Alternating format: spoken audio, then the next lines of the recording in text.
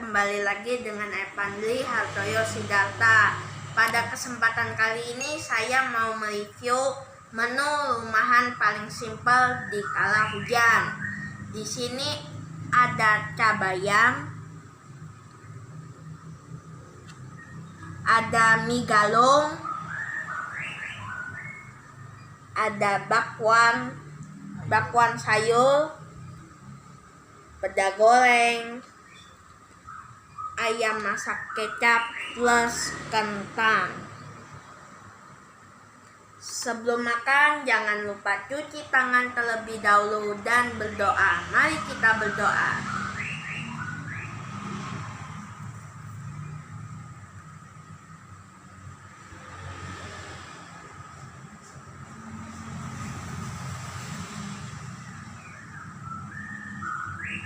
Ayo kita makan bareng-bareng ya bersama Epan Sitong.